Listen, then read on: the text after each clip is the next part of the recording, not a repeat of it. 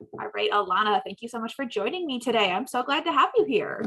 Yeah, it's fun to be here. I mean, we talk all the time, but this is a different format. It is, which is why I'm excited to have you on to talk about the Cannigma from an outside perspective. Definitely, we'll try. Well, I always start things off. Tell me your name, your company, and your position there. Yeah, sure. So my name's Elana Goldberg. I'm the CEO of the Cannigma. And what brought you to being the CEO of the Cannigma? Yeah, so I guess this all started, when was it? Middle of 2019, when I joined up with the other founders of the Cannigma. And at that point, the company had just been funded. We had all these ideas about kind of creating a website to break down stigma and get credible information about cannabis in front of people who need it. At that point, we were really focused on patients, so looking very much from a medical perspective. And they were looking for an editor, for someone to do the content. It was like the concept was kind of like very roughly formed, and they needed someone to come in and execute it. So that was me. I joined as the chief content officer of the company, and then about a year later, so we're a few months into COVID by this point, and like businesses all around the world, we started thinking, okay, it's time to work out what we really want to focus on. We can't be kind of wasting any of these funds that we've raised. And so we went through this strategic alignment process and decided on putting all of our kind of money, literally and figuratively, on the Cannigma. We were working on a few different projects in the space at the time. And so we also decided that I would take over as the CEO at that point. So that was 18 months ago. And that's my joining story, I guess. And before you came to the Cannigma, what were you doing before that? What was your professional journey like? Yeah, so I'm a journalist. I'm a writer like you. By trade, in my soul, I'm a writer. I've always loved writing. I worked in the Jerusalem Post. That was kind of the beginning of my career in digital journalism. It's the largest English language newspaper in Israel. And I ran the internet desk there for a few years. Went on to become a managing editor of jpost.com. And after that, I kind of went for a bit of a softer challenge, working in the nonprofit space. So I helped to build a website called goodnet.org, and it's kind of exactly what it sounds like. It's good news instead of like all of the intense hard news in the Middle East that I was covering at jpost.com. So build that site up, heaps of really like kind of interesting soul-friendly content about self-development and the environment and the kind of social equity initiatives. So that was really cool. And then the last job that I had before I joined the Cannigma was an Israeli company called Natural Intelligence. It's a performance marketing company. So all the kind of like top 10 lists that you've seen in dozens and dozens of different verticals. And that was where I really kind of understood how the internet works, like got the marketing side of the digital space. That was a fantastic school, and it really all kind of came together for me with the Cannigma. It's like creating content that people want to read, that answers questions, and also working out how to put it in front of the right people using whatever channels are available, depending on the field. Obviously, I mean, maybe it's not obvious to everyone, but for me, cannabis has definitely been the most challenging when it comes to marketing because of all the limitations that we do have in the digital space. Yeah, so absolutely. That's my journey. So what about cannabis? What was your journey like with cannabis? Yeah, so my love affair with cannabis started well before I joined the Cannigma, early teenage years. And I think at the beginning for me, it was like, if you asked me at the time, I definitely wouldn't have told you that there was anything therapeutic about my use. It was 100% recreational. But I think looking back, the reasons that I was using it are really the same reasons that I use it today. I was using it to relax. I was using it to help with sleep. I was using it to help with anxiety, social anxiety. And so it was part of my life for a really long time. I actually had a break from cannabis from around the time when I started having my kids. My kids are 8 and 5. So I had like an 8-year break there. I kind of stopped drinking, I stopped smoking, I focused a lot on meditation. And unsurprisingly, when I started working at the Cannigma, I kind of had this feeling that maybe I'd thrown the baby out with the bathwater. And so I've been reintegrating cannabis back into my life over the past couple of years in a much more mindful and intentional way. And I think one of the things that really supports that for me is the education. And this is something that's been central for me in creating the content for Cannigma, is realizing how the cannabis journey can be different with some really basic facts about cannabis. So yeah, it's been a journey for me as the Cannigma's grown. You know, my story with cannabis has developed as well. I like that you touched back and on, forth. yeah, I like that you touched on meditation when you weren't smoking. Do you find that changed your relationship now that you're back with the plant? No, but I definitely think I needed that time with, I don't know, I suppose like having my mind in the clearest state possible to work on mindfulness, to work on consciousness, to really develop my practice. And now I feel like it's, you know, something that I can hold both of them. Generally speaking, I'll meditate first thing in the morning before I've consumed any cannabis.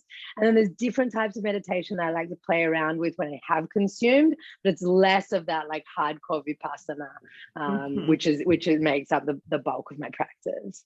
Gotcha. Have you tried the Wim Hof meditative breath method? I haven't. I've got a friend who's really into it. But yeah, I haven't tried it. What about you? I have tried it.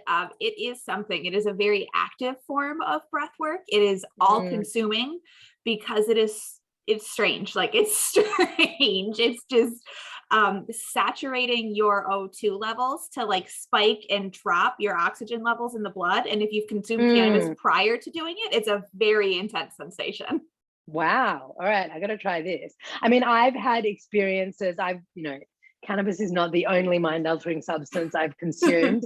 And the experiences that I've had through meditation alone have been absolutely comparable to all sorts of different, you know, psychedelic and mind altering substances for sure. So I believe it. Yeah, it's interesting. So now that you've been in the industry for a couple of years, what is something that you see happening or emerging that you are a fan of? And this can be on an international level, because I know you're based in Israel. Yeah. I think, I mean, yeah, like I'm based in Israel, but honestly, the majority of what I'm doing in the cannabis space is in North America, where you are, ironically. Yeah. Something that I really like that I see happening more and more is this focus on sensation-based products or sensation-based strains or cultivars. So what I mean by that is that rather than talking about indica sativa, and I assume you're going to want to talk to me afterwards about something that I like less that's going on in the industry, and that's definitely when we're going to talk about the indica sativa debate or kind of categorization. So instead of that outdated categorization, I really like it when companies are talking about the effect that a particular product can have. So whether it's uplifting or focusing or relaxing or sedating, because I think that's really the information that consumers are looking for. Like, you know, what is this going to do to me? And as we know, as you and I know for sure, you can't tell for sure. And I think a lot of products which are meant to be relaxing for some people, I actually find much too activating, and I like have a difficult time sleeping with them. So it's not 100%, nothing's 100% when it comes to cannabis, or really anything we put in our bodies is ever 100%. But I think it's the right direction in terms of helping consumers understand what they could be looking for, what are possible effects they could have, and then kind of making their cannabis journey shorter. And when I say the journey should be shorter, I mean the journey to finding what types of products work for them. I think this is relevant for all cannabis consumers, but specifically for patients who are trying to find something that helps for their condition, for specific symptoms. And this can be really a shortcut to that trial and error process. Yeah, I think you make a great point with that. It's not, you're having a shorter cannabis journey is about finding what works for you sooner. And for a lot of people prior to this, you didn't have the information to be able to make those decisions. Yeah, exactly. And also, I mean, I don't know, I look at myself and I was using cannabis from a young age. I feel very comfortable with it. I've had lots of positive experiences. I've had negative experiences as well, but there's enough positive experiences there that one negative experience wouldn't turn me off. But for a naive user that's coming to it maybe already with some stigma, already with some concerns, a couple of bad experiences, and they're likely to say, no, okay, this isn't for me. Why did I take this crazy drug? So, you know, the better kind of direction we can give them, the less chance there is of that happening. Yeah, absolutely. Particularly because, as you said, the effects are so specific. You know, what is sedating to you might be uplifting to me, and vice versa. Yeah, for sure.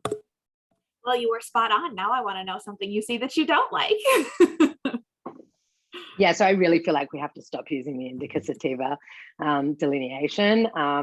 This terminology there. It's not that there's no such thing as indica sativa. There is and there was, but this is a morphological term. This is the point of these categorizations is to describe the plant, the height of the plant, the shape of the leaves, and whilst maybe in really like original strains and the landrace strains, there might have been a difference from a chemical perspective as well. Research has shown that it's just not accurate that sativa is uplifting and indica is sedating.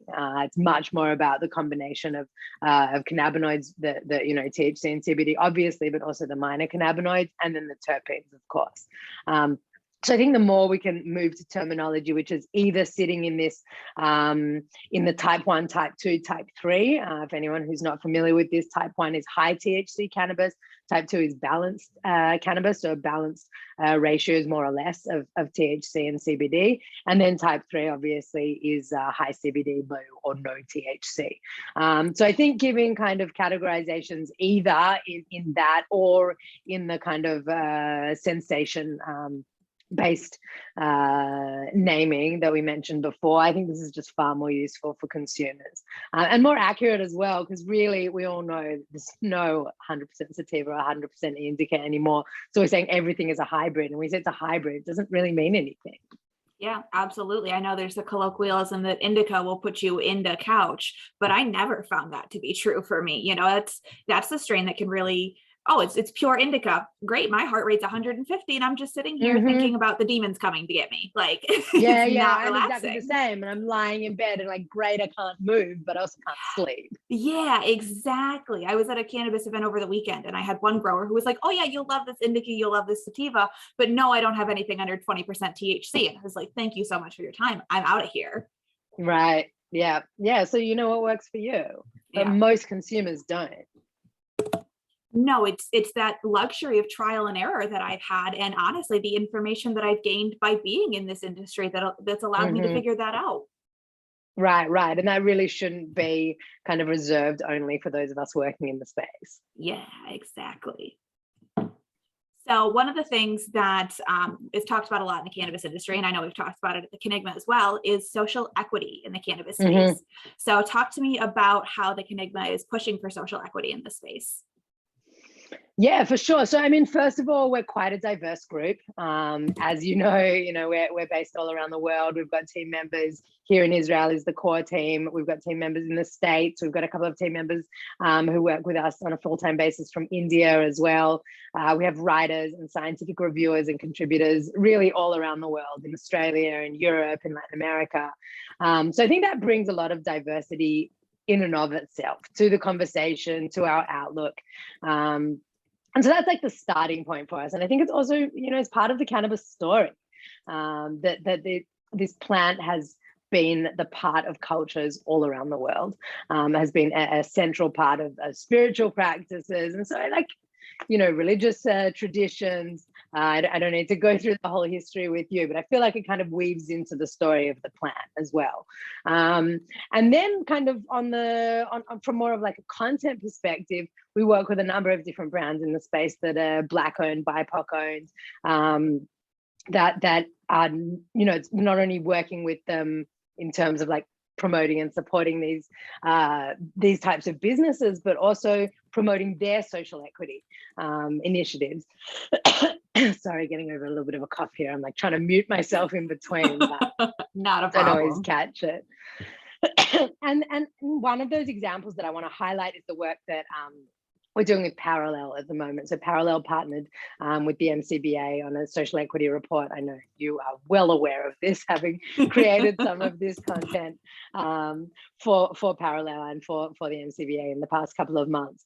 And so, when opportunities like that pop up where we get to, help promote initiatives like this, it's just an absolute no-brainer. It's like it's a win-win for everyone involved. So I kind of jump at any opportunity like that that we can. We've got something really fun coming up.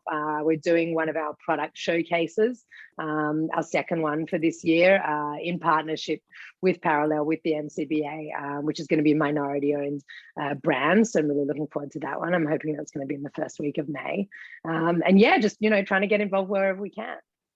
Yeah, absolutely. And I have to say that being able to talk to some of the people from the MCBA has been some of the most interesting conversations that I've had the entire time I've been in this industry. They are rock stars over there. Yeah, absolutely. It's such important work. It's cool to be involved. It is, especially to be based in the US and see this unfolding, because the US historically has not been quite equitable. So it's nice to. Yeah, it hasn't, but the US is kind of leading the way, as it often does, in kind of righting these historical wrongs as well. Mm-hmm. And I know that actually it's something that like relates back to meditation. Interestingly enough, I'm doing a course at the moment through UC Berkeley to become certified as a mindfulness meditation teacher. And there's it's really, really interesting. We can talk about that another time. But there's this DEI, you'll know the acronym. DEI, yeah. Diversity, equity, and inclusion track in the program. And when we started talking about it, I found myself thinking like, this is an international course.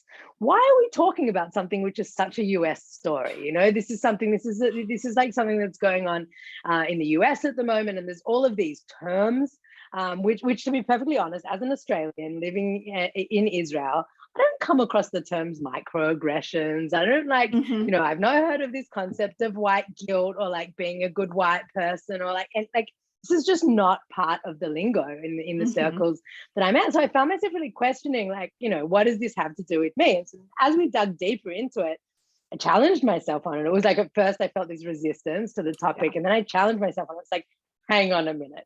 You're a Jewish person, grew up in Australia, living in the Middle East, where there's contested lands all over the place. There's issues of race right here in Israel.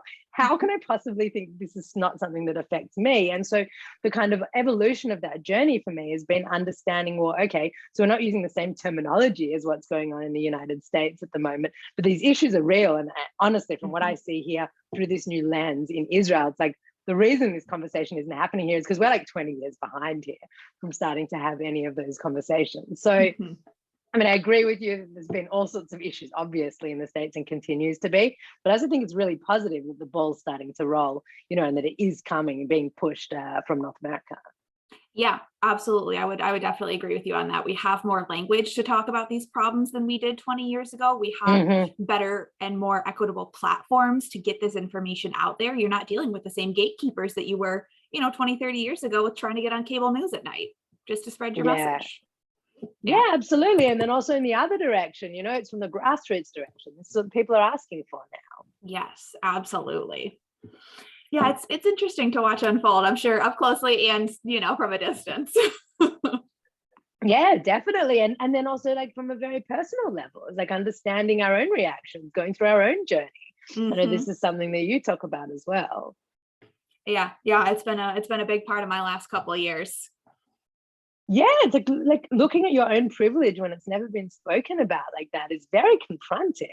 And, it is. And there's so much growth that comes from it. I'm very, very grateful now that I was, exposed to this through the meditation course, but very confronting.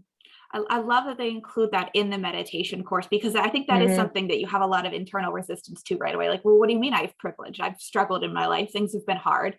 And understanding what it means is not that things have not been hard for you. Of course, things have been hard, but they haven't been made harder from these specific things in your life. Right. And also, where have you been complicit? It doesn't mean that there's any sort of malicious intent. But what places do you not even notice your privilege? And what, it's like a simple example that came up in the meditation teacher training course, like making sure that when you're giving a talk on meditation, for example, if you're quoting different teachers or kind of like sources of inspiration, make sure that you've got diverse voices coming through those quotes. And it's like, everyone's quoting the same meditation teachers, and they're all, ironically, because this is all, of course, Eastern techniques, that it's all like white people, generally of Jewish descent, living in, in like middle-class family, grew up in middle-class families in the States. And it's like, what does that feel like to someone of color in one of these groups? Yeah, that's a hard question to grapple with, really sit there and watch what comes up, where it's coming from, and how you can confront that in a way that is loving and accepting to yourself while pursuing your growth. I feel like it also was brought up to me even in recent years in terms of gender equality, like putting together, you know, we run webinars frequently at the Cannigma, and I remember being called out by a man in my team. It was like, you keep putting together panels of white men. It's like you and a bunch of white men. It's like, yeah, okay, I noticed that I'm the only woman there, but I didn't I wasn't actively doing anything about it. And now when I put together panels, I do think about diversity, both from a gender perspective and from a race perspective. And it's like, you know, being open to receiving that feedback. And don't get me wrong, there was a moment where I was like, don't tell me what to do. I'm a woman. There is a woman on the panel. I'm okay because I'm a woman. But, you know, we can be just as guilty of it. Oh yeah, absolutely. That was an issue I first had with my blog. I was like, well, I have an equal amount of men and women on here. Look at me go. Yeah, but they were all white. Yeah. So like, right. Good job, I guess. Totally. Yeah, it's, you know, step in the right direction. Yeah. So since you entered the industry, a lot has happened and it's not slowing down anytime soon. But what do you see the future of the cannabis industry becoming? Yeah. Wow, there's a whole lot of different ways to tackle that question. I mean, obviously, from a regulatory perspective, I would really like if cannabis was regulated like, you know, broccoli, rather than like, it's not even regulated, I don't know, like crack. So I think that's obviously a direction that we all want to see. So that cannabis businesses can just operate freely like any other businesses. Like, you know, it's the end of the month, you know, we just had this conversation, and so I have to work out like how we can pay each of our different suppliers in a way that's not going to end up with our bank account or their bank account or our PayPal or their PayPal getting blocked. So I think, you know, those initial like regulatory and policy changes are going to be huge. I hope that the industry goes to a place where there is you know, no stigma, or at least like, you know, very little remaining stigma, so that it can kind of operate freely, and people can choose to use cannabis or not. By the way, not everyone has to use cannabis. That's totally fine as well, without worrying about what other people think, without worrying about their jobs, without worrying about social security, any of these sorts of issues. And then on the kind of like product side, a lot of what we were talking about before, this kind of categorization of cannabis products in a direction that can actually help cannabis consumers make choices rather than completely overwhelm them. And I think there's also a lot of changes that are going to be coming as the industry grows from like an economic perspective, right? You're going to have the bigger companies starting to eat up some of the smaller companies, which I know there's a tendency to think like, oh no, it's like the evil conglomerates coming, but this is really part of the natural development of any industry. And I do think it's part of, you know, getting rid of some of the crap out there, and companies looking to control the supply chain, to be able to bring better quality, lower price products to more people across the country, across the world. So yeah, I guess that's where I see it all going. It's kind of boring, but that's what I think it should be. It should be more of a non-issue, you know? Yeah, it should be as boring as corn or soybeans. Exactly. Yeah, absolutely. I love what you said about the big companies buying up the smaller ones, because I think the tendency is, well, that's so bad for people. But if you're a legacy operator and you can get in this space, you can build a successful business, and then you can sell it for, you know, $3 million to an MSO. That's generational wealth for your family right there. Absolutely. Yeah, that changes things completely for the next generation. Yeah, it's not inherently a bad thing as long as we still make space for these people to be able to come in the first place. Yeah, absolutely. And again, that comes down to the policy. Yes, absolutely. So what would you say the biggest challenge that the Cannigma has faced is? Yes, I mentioned it at the beginning. It's definitely when it comes to, I mean, what we call from a digital marketing perspective is buying traffic. We basically can't buy any good quality traffic. Well, we can, but then we get our Facebook page closed down and our Google accounts closed down. We have to reopen them with different credit card and blah, blah, blah. And it just honestly has not been worth it. So, you know, the flip side of this, which is great, is that we've focused on building up our organic audience, and the majority of our audience is coming through organic search. So that's been like, you know, as happens often in the cannabis space, it's like a kind of challenge that ends up demanding creativity. Yes. And so that's what we brought a lot of. But really, I look forward to a time where we're going to be able to advertise content, products, services, just like any other content products or services. So really, like, working around all of those restrictions is a challenge, but like I said, it's also an opportunity. Absolutely. What is something that you are proud of accomplishing with the Cannigma? Wow, there's so much. Yeah, I guess our organic traffic is probably I think one of our biggest achievements. When I took over as the CEO of the Cannigma, we were reaching about 30,000 users a month, which is great for a site that had been in the air for just over a year at that point.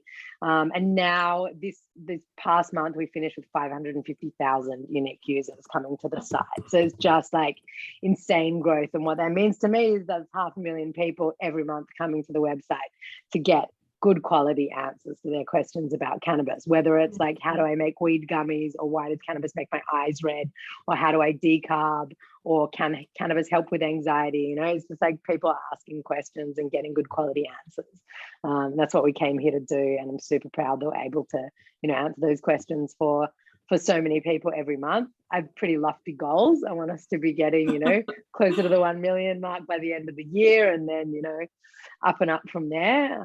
But yeah, I'm super proud of where we've come there. Yeah, that's a huge amount of growth in a year. That is commendable. Yeah. Well, you're responsible for the next 500,000. No pressure. That one's on you, yeah. I'll help you out, don't worry. So good quality information, obviously one thing people get when they come to this site. Is there anything else that you want a new user to take away from the Cannigma when they come?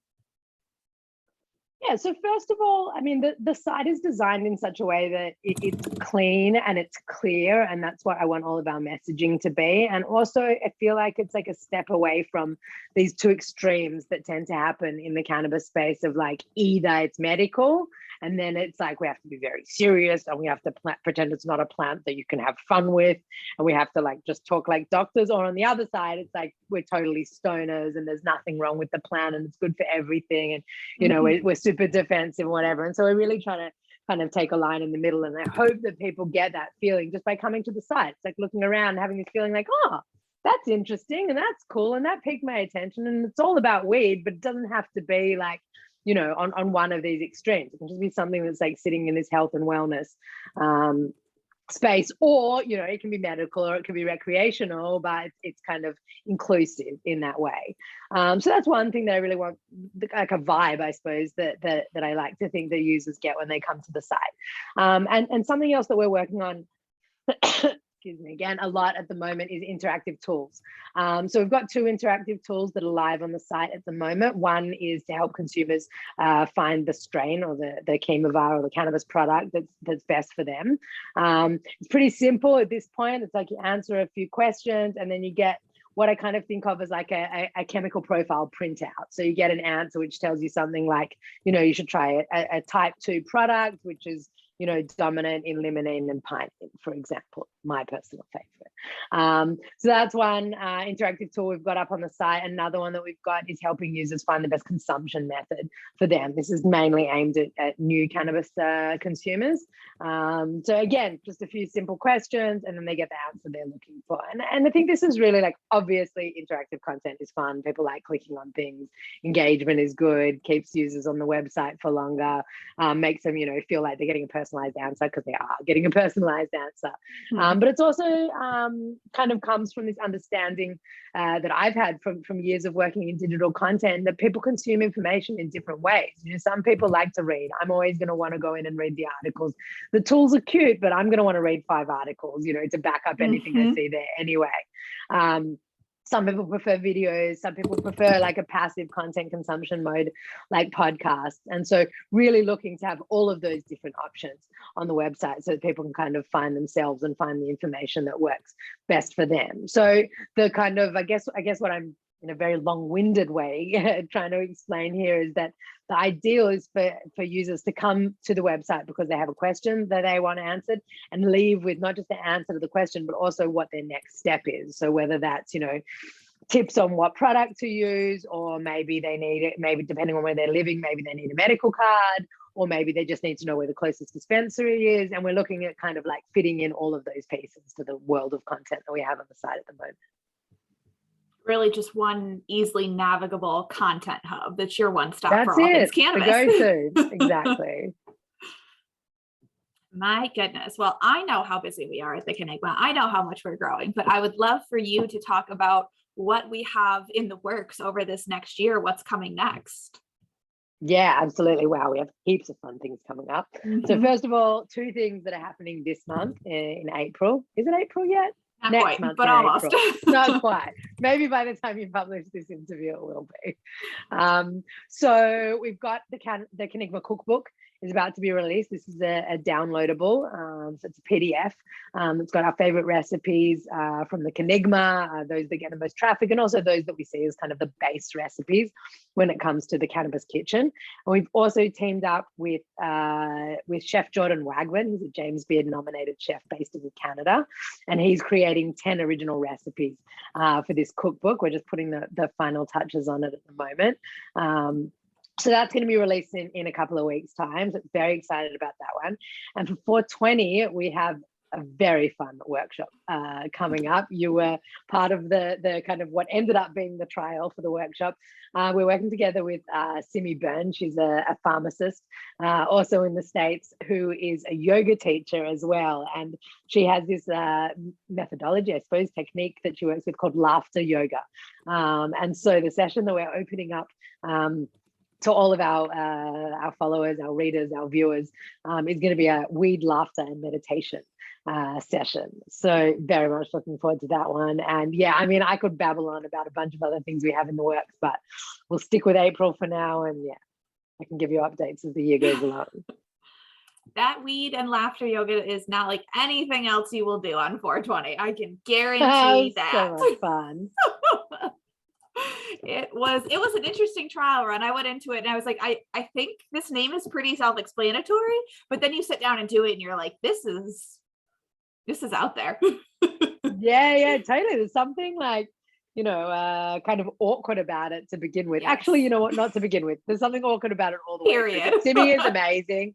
She explains like all of the research behind the benefits of laughter, the benefits of cannabis, and the benefits of yoga and kind of breathing techniques, and it puts them all together. It's just really the killer combination. Yes, her science is very solid, but when you sit down and do it, you are going to need to stay humble with yourself. Yeah, absolutely. And look, I think more than anything, Simi has a very infectious laugh, and that's like exactly what you're going for. So yeah, she does. Even if you don't think it's funny, you'll laugh at her laugh because you're like, you know what, this is silly. Yeah, this was something that I kept thinking about whenever I heard any of everyone else in the group laughing. I found myself thinking, what are they laughing at? And then I found that really funny. I remember looking up at one point and you were like doubled over on your couch and I was just laughing because you were laughing so hard. Yeah. I had no idea what you were laughing at. That's great. So it is, I mean, that laughter is infectious too. You don't have to feel comfortable when you sit down to do it. You will end up laughing. Definitely. So come join us. If you're not already on the Cannigma newsletter, join it, and then you'll get an update as soon as sign up opens for that. Yes, shameless plug for the 420 laughter meditation. That's it. So what is your personal favorite way to consume cannabis? Oh, I'm a smoker. I'm a flower girl and I'm a smoker. I'm a smoker in my soul. My throat and my lungs don't always thank me for it. I do vape a little bit. I have a Dynavap. Do you know what a Dynavap is? No. Oh, it's super cool. It's a battery-free vape. You got to look at it. You know what? We got to get one sent out to you for you to review. Okay. That's what we're going to do. We'll sort that. I love that.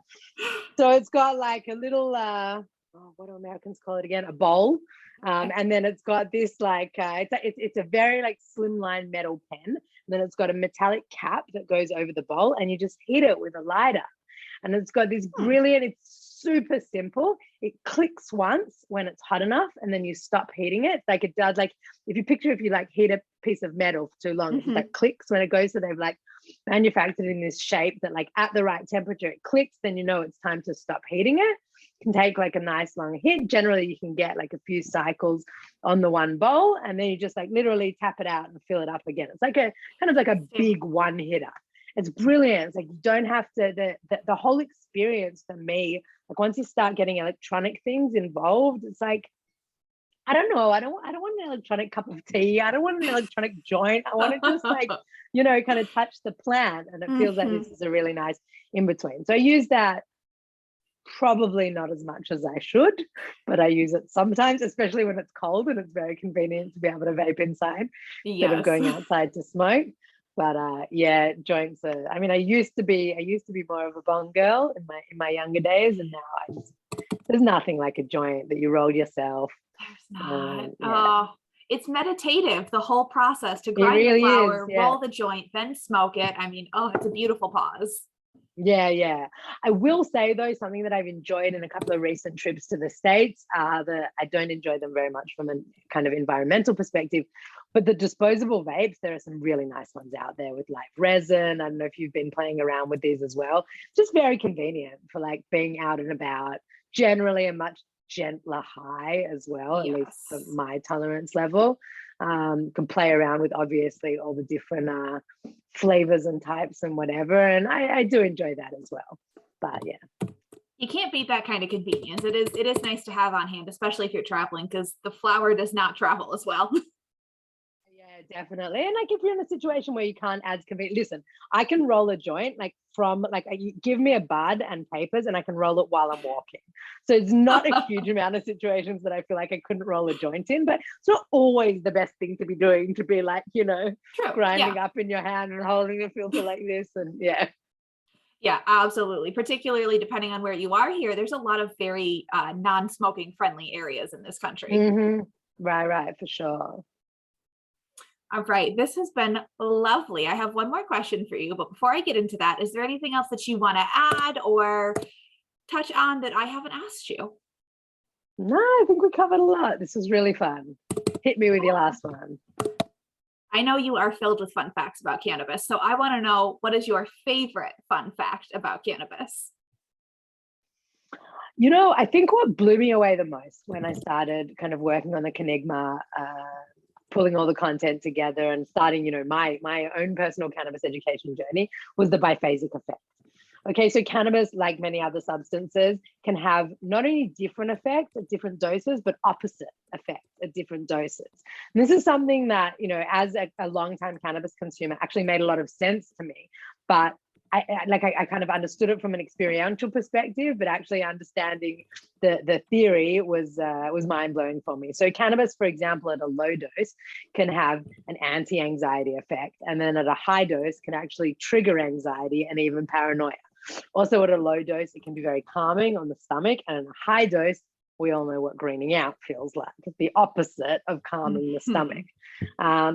So I think, the reason I found this so interesting is first of all, to use it, to understand that, like, if you're having an experience and it's not sitting well with you, probably more cannabis is not the way to go. This is like probably true of life. It's true for alcohol as well, by the way. Like if you think of it, like, one drink can have you very comfortable in social situations, and then 3 or 4 drinks later, you're probably not the best dinner party guest. So it's not unique to cannabis at all, but that dose dependent effect, I find it fascinating and crucial in kind of like, I'm thinking of a word in Hebrew that's not going to work if I do that in English, like making your cannabis experience precise. Yeah, absolutely. I think it's a common experience for new users to just think, well, like, oh, well, maybe I should just smoke a little more. No, that's not the answer. Maybe you should have some CBD instead. That's it. Yeah. Well, wonderful. Thank you so much for sharing some of your evening with me. I've loved getting to pick your brain. Sure, you're more than welcome. We'll talk again soon. Yeah.